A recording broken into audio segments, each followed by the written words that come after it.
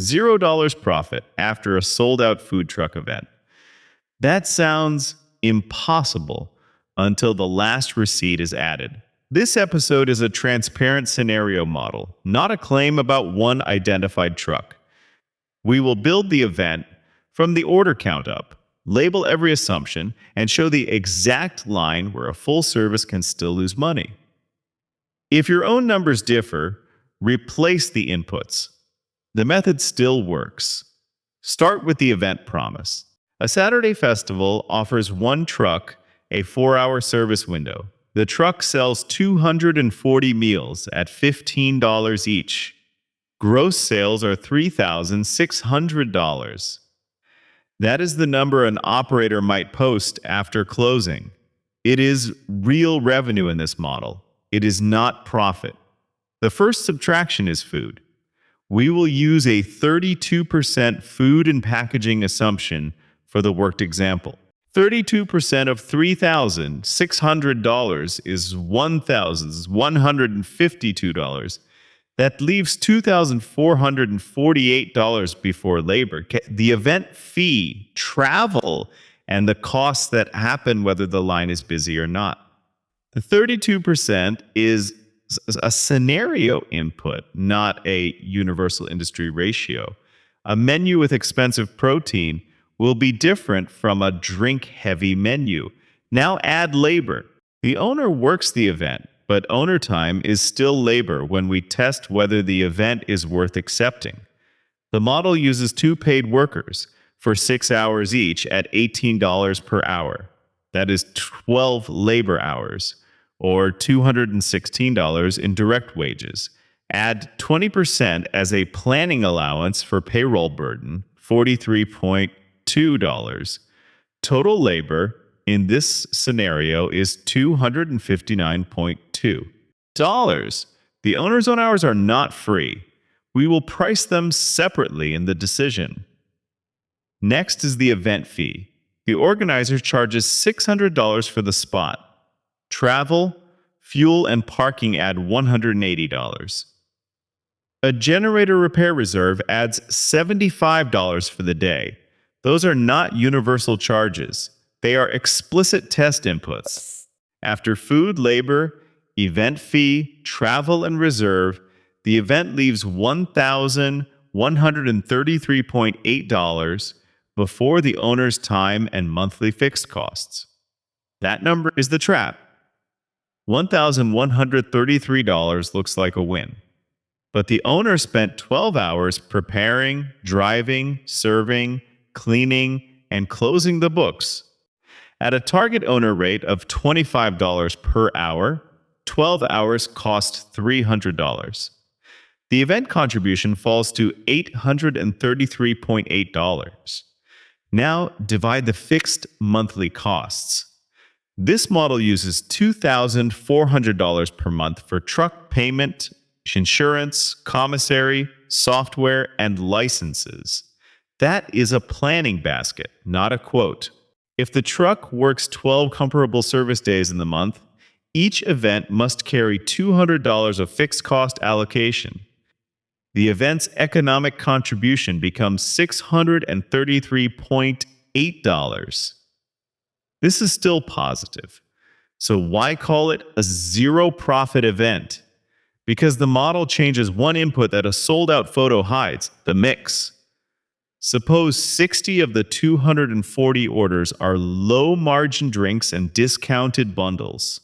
Average revenue remains $15 in the simple headline, but the variable cost rises from 32 to 45%. In the stress case, the same $3,600 carries $1,620 of variable cost. That single assumption reduces the contribution by $468.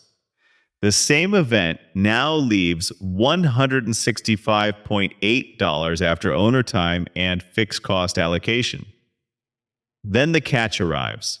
A card processor takes 2.9% of sales in this scenario.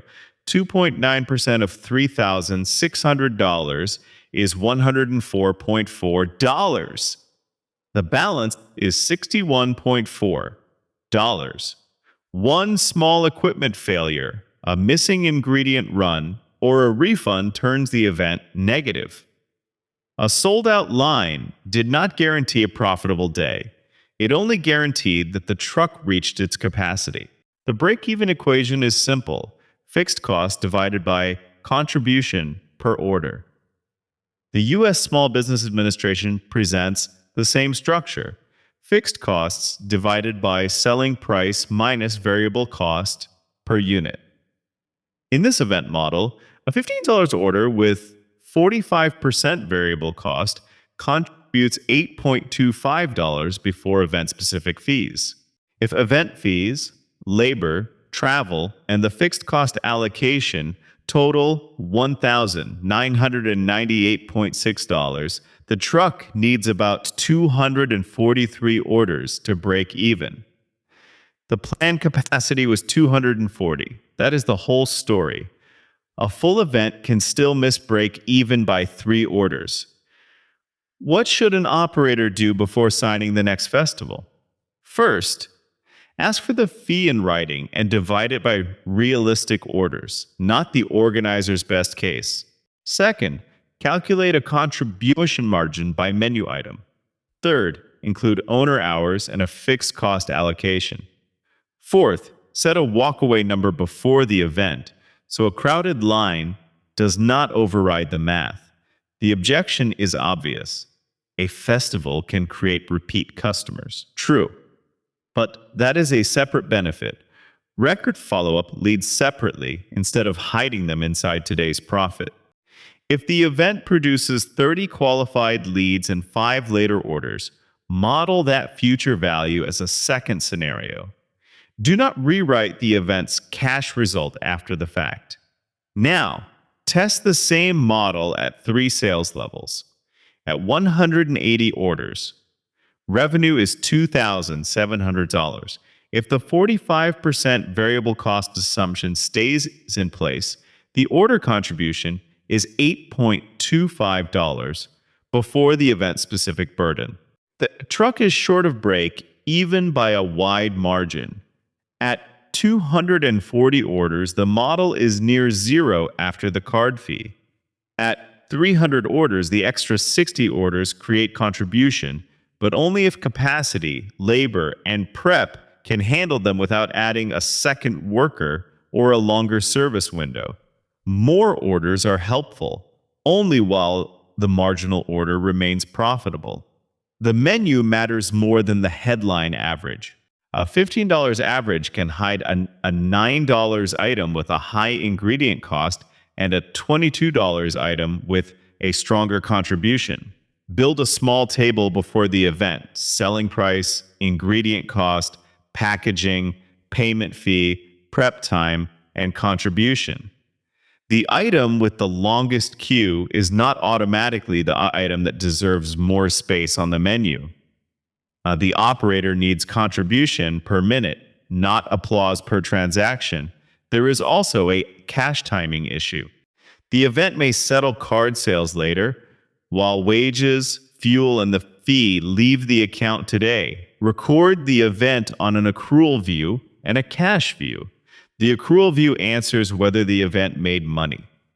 The cash view answers whether the truck can safely accept the next event without running out of working capital. Those are different decisions. A clean post-event review takes 10 minutes. Reconcile orders to deposits. Separate refunds from discounts, count waste, log repair time. Record leads in a different column from revenue. Then compare the actual contribution with the scenario that was approved before the event. The purpose is not to punish a miss. It is to improve the next bid with evidence. If the organizer will not disclose the fee, the expected foot traffic, or the refund rules, treat that uncertainty as a cost. Add a downside case instead of filling the blank with optimism. The best operator is not the one who says yes to every crowd. It is the one who knows the price of being wrong. The takeaway is not never attend festivals. It is never confuse volume with margin. A sold out event can be a marketing expense, a profitable service day, or a loss. The answer is determined by contribution per order and the fixed costs assigned to the day. Real numbers on real trucks subscribe before the next P and L tomorrow. The menu item that looks popular but quietly destroys